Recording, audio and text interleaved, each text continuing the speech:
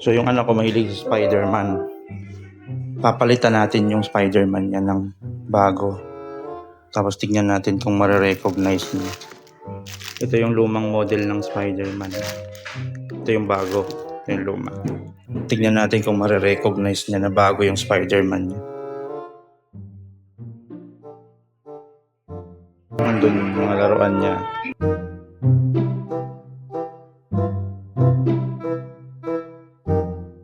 Hindi pa din niya napapansin, guys. Tingin niya Spidey mo? Akin na lang yung Spidey mo. No, that's mine.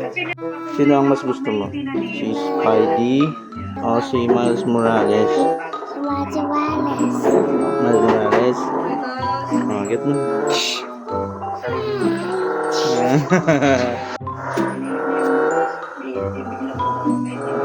Daddy, Bakit? look at that. Bakit? Start.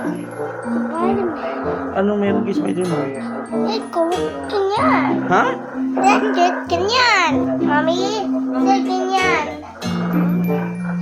Ano yan? Ba't mo tinitignan si Spider-Man? Huh? What did that happen? What happened then? What happened, party? What happened, him?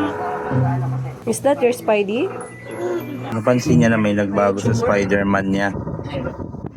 Sabihin, kilala niya talaga yung mga laruan niya. Kasi alam niya nagbago yung itsura eh. Pero hindi niya lang alam kung anong nagbago. Daddy, inatanggal ang mask. Ha? Inatanggal. Ah, nagtanggal ng mask?